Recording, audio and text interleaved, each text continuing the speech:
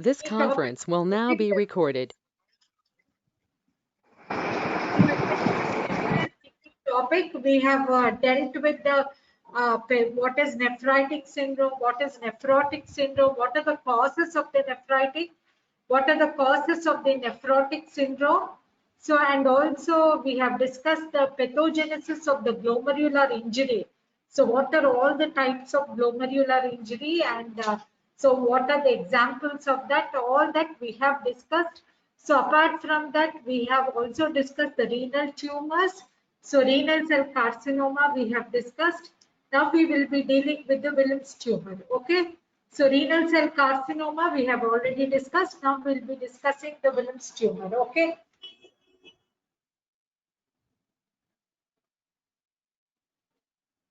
So Wilms tumor, and also that is nephrogenic rest.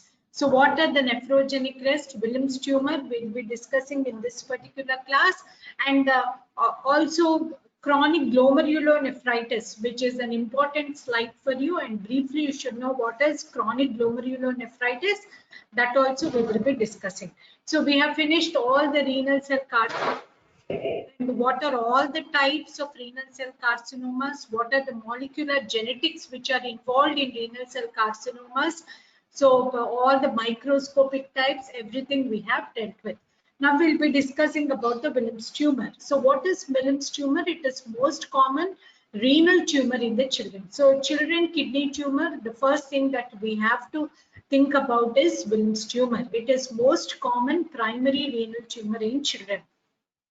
The common age of presentation is between 2 and 5 years, and mostly less than 15 years of age you will have Wilms tumor.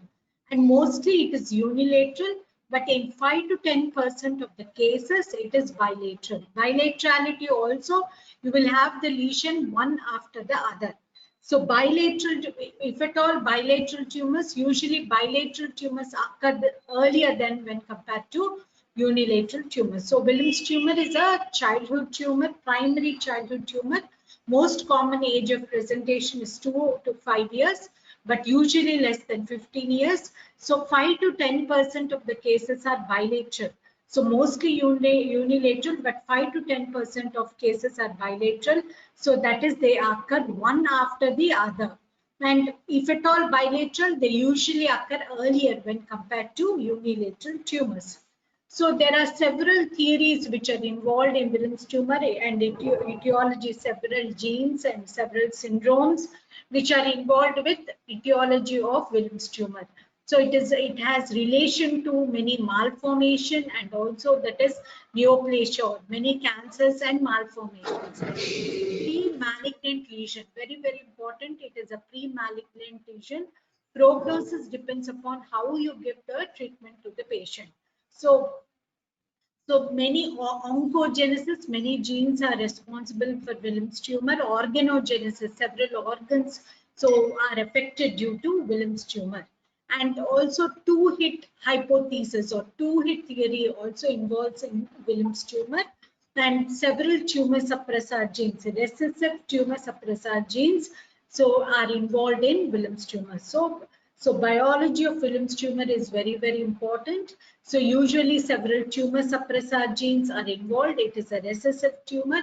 Two-hit theory is applied here, and several organs are involved. So organogenesis in Wilms tumor, oncogenesis leading to many cancers, and also it is a pre-malignant lesion, and the prognosis depends upon how judicious treatment that we give. So genetics and pathogenesis which are related to the Wilms tumor. So the several syndromes which are associated with the Wilms tumor are Vagus syndrome, very, very important, Dennis-Rash syndrome, and Beckwith-Whitham syndrome. So these are the syndromes which are involved in Wilms tumor. So I have said, so what is involved here? So it is usually a pre-malignant lesion. Several organs are involved, and leading to several types of cancers. All these are involved in Wilms tumor. So what happens here? What are the syndromes? So which are associated? So what here there is an increased risk with congenital malformation, and distinct chromosomal loci are involved. So very, very important. So in case of Williams tumor, several syndromes are involved with congenital malformation and distinct chromosomal loci. Very particular chromosomal loci are involved in Williams tumor. So what are the syndromes which are involved in Williams tumor? So one is Vagus syndrome. What is Vagus syndrome? WAGR. W stands for Williams tumor, aniridia, that is absence of cilia, that is aniridia. Next is G, genital malformation. Very, very important. G, genital malformation. MRR stands for retardation, so mental retardation. So these are the four which are involved in case of Vagus syndrome. So what is Vagus syndrome? W for Williams tumor. So aniridia, that is absence of cilia. Genital anomalies. R for retardation, so mental retardation. And the germline mutations or deletions which are involved are 11p13 and WT1. WT1 gene is a tumor suppressor gene, and PAX6 which is involved. So the first hit, usually Williams tumor has two hit. So that is, first is WT1 and second hit also involves WT1 gene. So what are the syndromes are associated with Williams tumor? So Vagus syndrome, then next Dennis-Strass syndrome. All these syndromes are associated with Williams tumor. So there is organogenesis, that is development of organs. Several organs are involved and leading to several types of cancers. Several congenital malformation and distinct chromosomal loci are involved. So now what is Vagus syndrome? And also we know that the two-hit hypothesis applies here. So Vagus syndrome, that is Williams tumor, and A for aniridia, that is absence of cilia. G, genital malformation. So R stands for retardation, that is mental retardation. And the germline mutations which are involved here are 11p13 mutation, WT1 gene. So tumor suppressor gene, WT1 gene, 11p13, and PAX6 genes are involved. First hit involves WT1 and second hit also involves WT1. So two hit hypothesis. First is WT1, second hit WT1, 11p13 WT1 and PAX gene are involved in case of, that is, Williams tumors. And WT1 is a tumor suppressor gene, very, very important. So one is Vagus syndrome. So next is Dennis-Strass syndrome. So what are the organs? Here what happens is there will be gonadal dysgenesis. So the formation of the gonads is affected. That is, gonadal dysgenesis occurs in this particular syndrome, leading to male pseudohermaphroditism. So Dennis-Strass syndrome, there is some abnormality in the gonad. So leading to gonadal dysgenesis, leading to male pseudohermaphroditism. The patient here has early onset of nephropathy. So the mutations which are involved are germline mutations in WT1 by allelic inactivation. Also develop germline tumor, which is gonadoblastoma. WT1 encodes a transcription factor that is in kidneys as well as in case of gonad. So WT1 functions as a transcriptional activator and repressor depending on the cellular context. WT1, that is a tumor suppressor gene, is usually important for development of renal and as well as gonads. So Dennis-Strass syndrome, the organs which are affected here is gonads. Gonads are affected. So gonadal dysgenesis will occur, leading to male pseudohermaphroditism, and there is early onset of nephropathy. And the mutations in WT1, what are the mutations which are involved? That is germline mutation with biallelic activation. Also results in the development of a tumor. What tumor? Germ cell tumor, which is leading to gonadoblastoma. WT1 encodes a transcriptional factor that is so involving the kidney and gonad. So WT1 encodes a transcriptional factor, so which is involving the kidneys as well as gonads. So and WT1 functions as a transcriptional activator and repressor depending on the cellular content. WT1 tumor suppressor gene. So what is it important for? Development of normal renal system as well as gonads. Next, you have another syndrome. So we have finished with Williams tumor. So the Williams tumor etiology involving Vagus syndrome, various syndrome, Vagus syndrome. So Vagar, W-A-G-R. So depending upon that is Williams, aniridia, genital formation, mental retardation, D genes involved.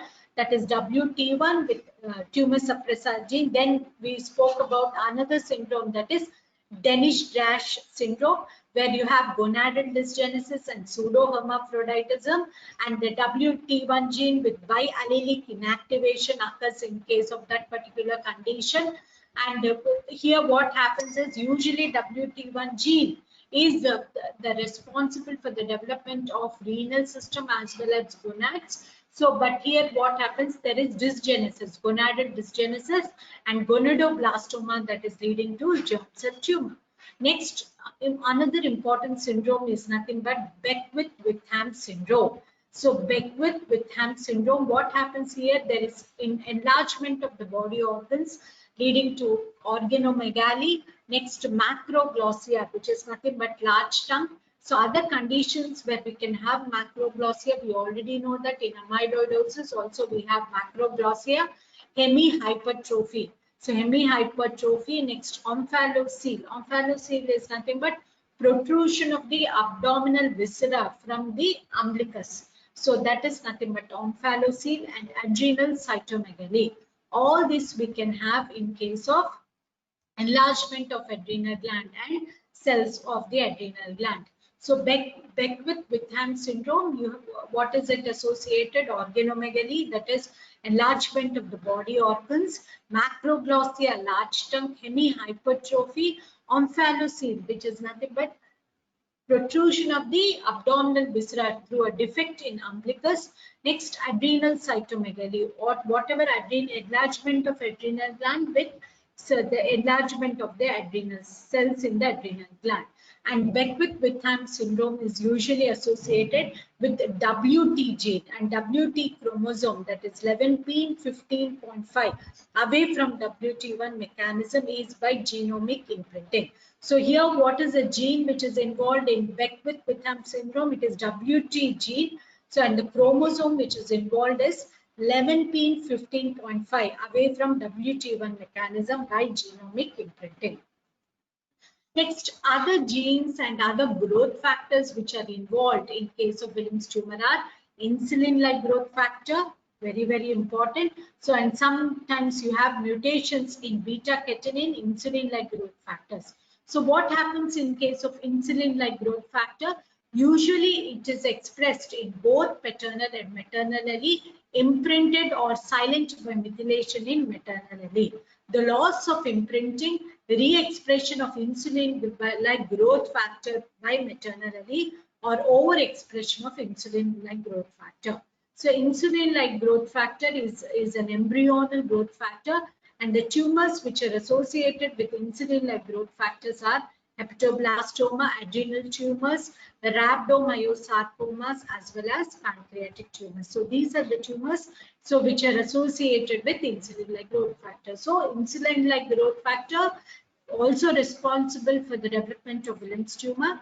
It is usually normally expressed in the paternal as well as maternal allele, and it is silent or imprinted by methylation in the maternal allele. So loss of imprinting leads to re-expression of insulin-like growth factor by, that is, maternal allele. So in this particular condition, what happens? There is overexpression of insulin-like growth factor. Now, what will happen when there is overexpression of insulin-like growth factor? Apart from Williams tumor, you can have hepatoblastomas, adrenal tumor, rhabdomyosarcoma, and pancreatic tumor. So there is overexpression of insulin-like growth factor, and the rest other tumors which are affected due to overexpression of insulin-like growth factor are hepatoblastoma, adrenal tumors, rhabdomyosarcomas, as well as pancreatic tumor. Hepatoblastoma, adrenal tumors, rhabdomyosarcomas, as well as pancreatic tumor. And also there is mutation. So beta-catenin gene is also involved in the development of Williams tumor. Familial predisposition, that is running in the families or hereditary predisposition of Williams tumor is rare, and there is involvement of beta-catenin WT1 signaling pathway. So in Williams tumor, there is involvement of beta-catenin WT signaling, WNT signaling pathway. Beta-catenin mutation occur in case of 15% of the tumors. So other conditions, we have Dennis-Rash, we finished. Then first with Weber syndrome we finished, Dennis-Rash syndrome we finished, and also Beckwith-Whithan syndrome we finished. So where there is enlargement of various organs and macroglossia, and there is silent methylation in WT2 genes. Till before we had WT1 involvement, but in Beckwith-Whithan syndrome, there is WT2 gene which is involved. And other etiological factors are insulin-like growth factor. Overexpression can lead to Wilms tumor. And apart from Wilms tumor, it can lead to hepatoblastoma, adrenal tumors, rhabdomyosarcoma, and also which is rhabdomyosarcoma is the skeletal muscle tumor, and pancreatic tumors. So hepatoblastomas and adrenal tumor. So insulin-like growth factor. One more important thing is, so mutations in case of beta-catenin pathway, 15% of the cases leading to Wilms tumor. So that is about Wilms tumor. So we have finished about Wilms tumor. So what is Wilms tumor? So most common in children. So what are the causes of Wilms tumor? So what are the genes which are involved in the Wilms tumor? In detail we have discussed. Next, what are nephrogenic risks? Very, very important are nephrogenic risks. So this is one more thing which we have to discuss when we talk about the kidney tumors. So nephrogenic risks are nothing but these are precursor lesions for Wilms tumor, and 40% are seen adjacent to Wilms tumor, and 100% are seen in bilateral Wilms tumor. So very, very important, nephrogenic risks are nothing but they are nothing but precursor lesions.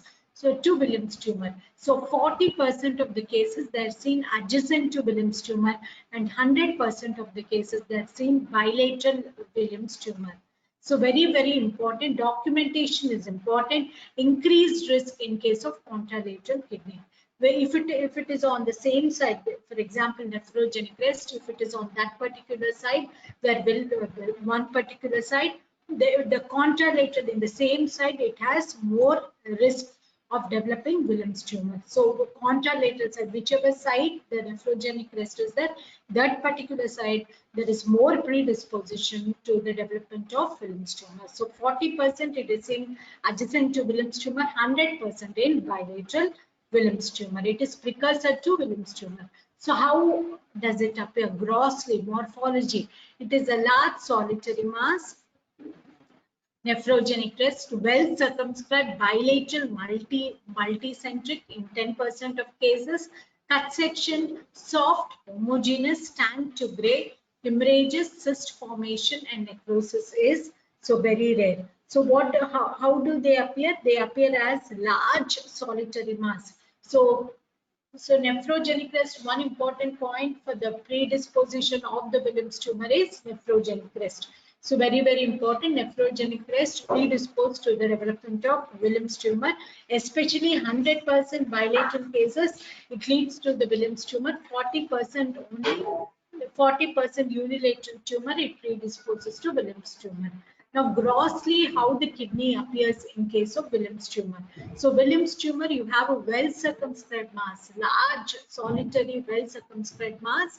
So, bilateral or multicentric in 10% of this. So, 10% of the cases, so they usually in 10% of the cases, you have bilaterality. So, when there is bilateral, the lesions also appear on both the sides, and also multicentric, multifocal in 10% of the cases. So well circumscribed masses, large mass, so large solitary mass, which is soft and homogeneous. Cut section of the Wilms tumor is soft and homogeneous, and tannish color, tannish to gray appearance. Occasionally you see hemorrhages and cyst formation. Necrosis is very, very rare in case of Wilms tumor. So grossly, morphologically, how the Wilms tumor appear? They're large solitary mass. They're very large solitary masses. So they're well circumscribed cut section. They're soft and homogeneous. tan appearance or grayish brown appearance.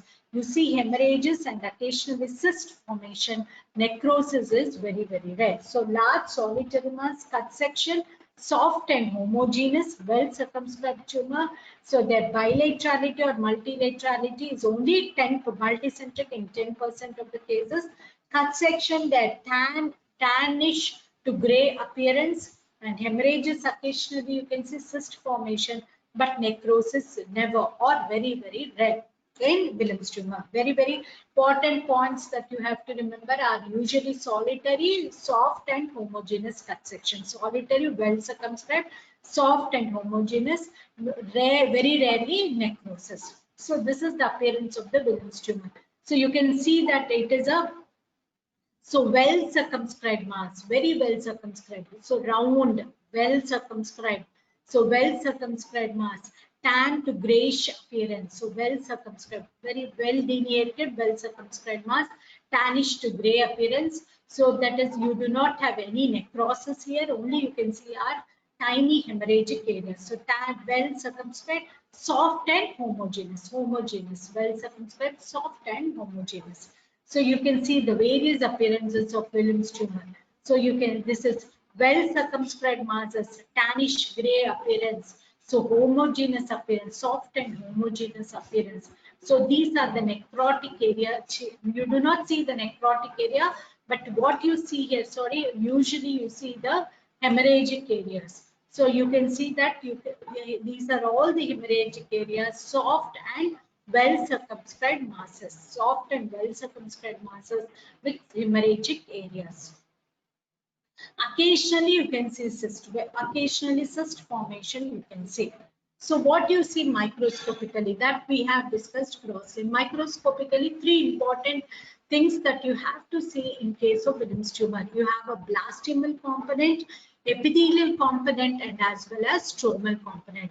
Now, what are blastomal component? These are nothing but small round blue cells. Epithelial component you can have in the form of tubules and glomeruli.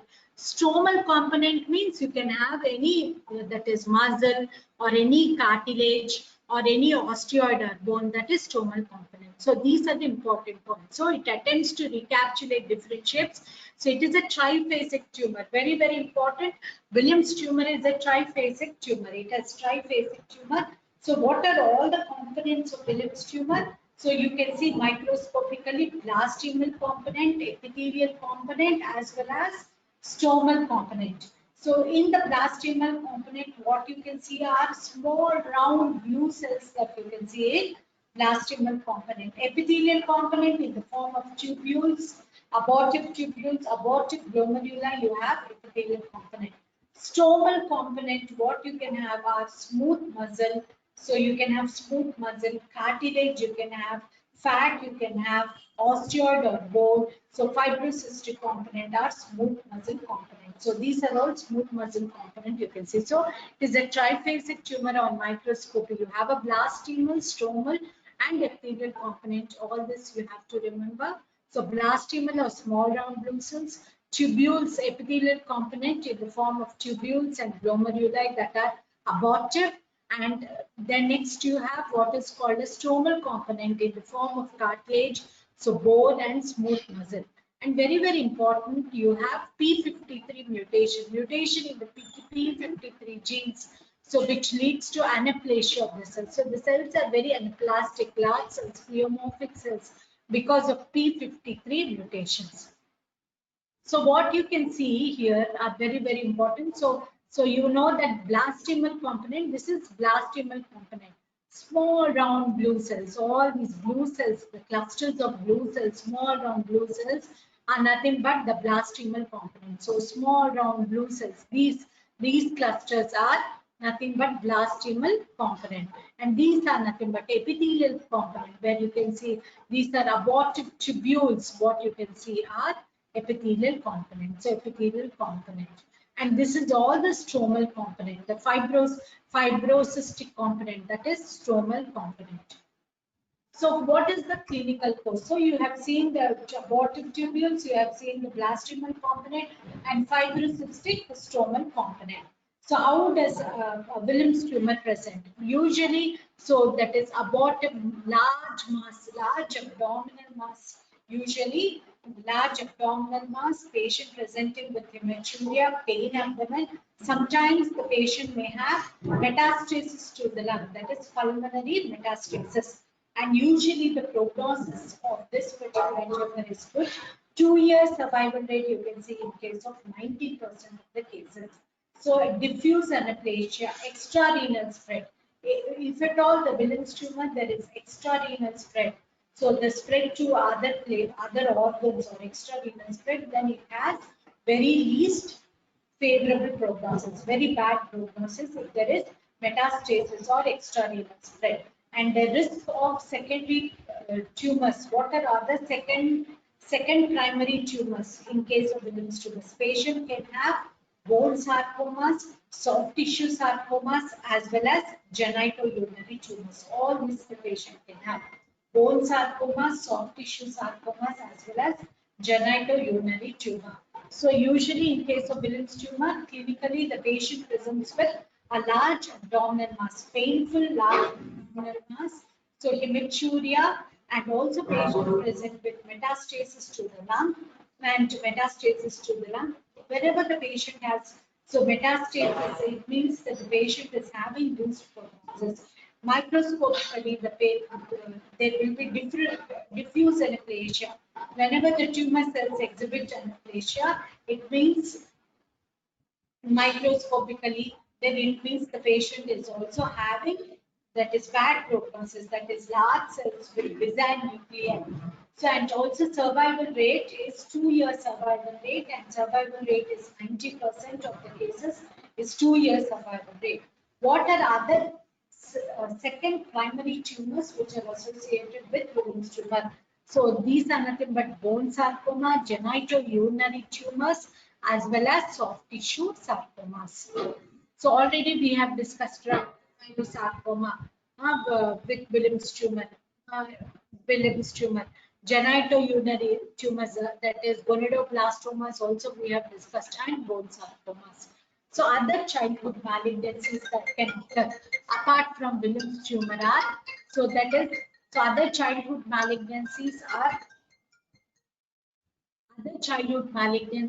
Wilms tumor, so retinoblastoma, neuroblastoma, medulloblastoma, hepatoblastoma, embryonal rhabdomyosarcoma, Ewing sarcoma, acute leukemias, lymphomas, as well as teratoma.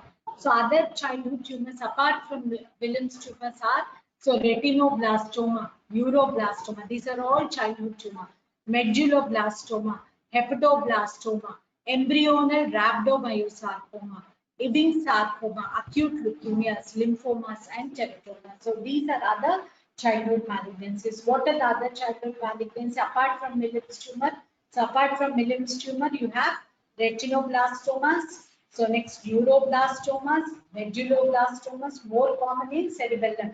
So next, hepatoblastoma involving the liver, embryonal rhabdomyosarcoma, that is skeletal muscle tumor, round cell skeletal muscle tumor, Ewing sarcoma, that is one more bone tumor, acute leukemias, lymphomas, and melanomas. So these are all the childhood tumors. So Wilms tumors, and apart from this, retinoblastoma, neuroblastoma, medullo, hepatoblastoma, rhabdomyosarcoma, Ewing sarcoma, acute leukemias, lymphomas, and teratomas are other childhood malignancies. So with this, we finish Wilms tumor in total. So the little bit about chronic glomerulonephritis I want to tell you.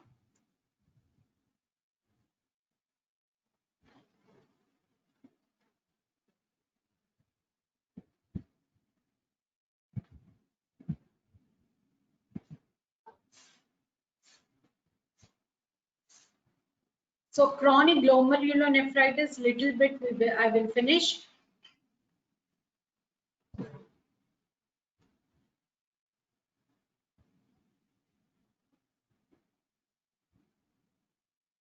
So what is chronic glomerulonephritis? Very, very important. So like Wilms tumor, you have a slide in the practical session. Similarly, glomerulonephritis, that is chronic glomerulonephritis also, you have a slide in the practical section, very, very important. So Williams, the chronic glomerulonephritis, it is an end-stage kidney disease or renal disease, so leading to chronic renal failure. So what are the causes of chronic glomerulonephritis? So focal glomerulosclerosis, MPGN, that is membranoproliferative glomerulopathy, IgA nephropathy, rapidly proliferating glomerulonephritis, post-streptococcal glomerulonephritis, asymptomatic form of glomerulonephritis. So chronic glomerulonephritis is nothing but it is an end-stage kidney disease leading to chronic renal failure. So chronic glomerulonephritis is end-stage kidney disease leading to chronic renal failure. It is an important cause. And what are the causes of chronic glomerulonephritis? FSGS, focal segmental glomerulosclerosis, membranoproliferative glomerulonephropathy, IgA nephropathy, rapidly proliferating glomerulonephritis, post-streptococcal glomerulonephritis, as well as asymptomatic forms of glomerulonephritis. What happens in case of chronic glomerulonephritis? What happens? The kidney is contracted and granular. Contracted and granular kidney you have in case of chronic glomerulonephritis. Symmetrically contracted granular kidney. So contracted granular kidney, cortex is thin, and there is increase in case of peripelvic fat. So here what happens grossly? So we have discussed the causes and how does the kidney appear in chronic glomerulonephritis. You have contracted kidney, contracted granular kidney, symmetrical and diffuse granular surface, cortex is thin, and there is increase in peripelvic fat. Contracted kidney, granular kidney, symmetrical kidney you have, and what happens is cut section, cortex is thin, and there is increase in peripelvic fat in case of chronic glomerulonephritis. Microscopy, what do you see? That is all gross, that is contracted, symmetrical, the cortex thin, that is all gross appearance. So next, microscopy, what do you have? So you have hyalinization of the glomeruli. Next, acellular eosinophilic masses you can have. Arterial and arteriolar sclerosis you can have. Atrophy of the tubules, interstitial fibrosis, and inflammatory cells. All this you can have. So microscopy, what you can see in case of chronic glomerulonephritis. So you have hyalinization of the glomeruli, sclerosis of arteries and arterioles, and you can have acellular eosinophilic masses. Acellular eosinophilic masses you can have. Atrophy of the tubules you have. Interstitial fibrosis as well as inflammatory cells. All this you can have. Hyalinization of glomeruli, acellular eosinophilic masses you can see. Arterial and arteriolar sclerosis you can have. Next, tubular atrophy, interstitial fibrosis, and inflammatory cells you can have. So what do you see in case? So you can see that there is hyalinization of the glomeruli. So this is all what you're seeing is hyalinization. Hyalinization of the glomeruli you can see, very, very important. And apart from that, what you can see is sclerosis of the blood vessels. So that is artery and arteriolar. Hyalinization of glomeruli, you're not able to clearly see them because of the hyaline deposition, hyalinization of the glomeruli. And sclerosis of the blood vessels, thickening of the blood vessels, sclerosis of the blood vessels, arteries and arteriolar masses.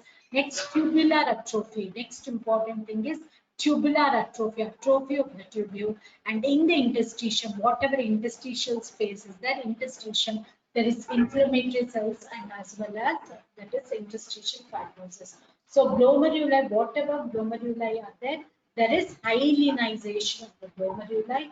Next, whatever blood vessels are there, that is arteries and arterioles, there is sclerosis of the blood vessel. Tubular atrophy, which you are not able to appreciate here, and interstitium, you can see that there is inflammatory cells in the form of neutrophils, small neutrophils, you can see small cells, that is inflammatory cells, as well as next fibrosis of the interstitium and also fibrosis. Next, clinically, what happens in case of Wilms tumor? It is slowly progressing tumor and insidious in onset. In case of chronic glomerulonephritis, insidious in onset, slowly progressing tumor. The patient has renal insufficiency, death from uremia as well as hypertension. So clinically, the course is insidious course, slowly progressing course, and chronic glomerulonephritis leading to renal insufficiency, renal failure. Death occurs due to uremia as well as hypertension. So insidious course, slowly progressing tumor, renal insufficiency, death from uremia occurs, and as well as hypertension. So with this, we also finish chronic glomerulonephritis. So we have finished Wilms tumor today. What are all very important slide for practicals and also for your examination point of view. Short notes. So Wilms tumor we have finished. Next we have finished chronic glomerulonephritis. All the causes of chronic glomerulonephritis. So we have finished. Then next the gross appearance of the kidney in the chronic glomerulonephritis, gross appearance, contracted kidney, then microscopy, hyalinization, and the eosinophilic masses that you can appreciate. Sclerosis, you can see interstitial fibrosis that we have seen, and also the clinical course, uremia, renal insufficiency, and hypertension. So with this, almost everything we have finished in kidney chapter. Thank you very much. Hope you have followed. Any questions or any doubts, you can just send me WhatsApp messages so I can clear those doubts. WhatsApp messages you can send me. Okay. And very important is Wilms tumor as well as chronic glomerulonephritis. Wilms tumor theory and practical point of view. Chronic glomerulonephritis practical point of view also.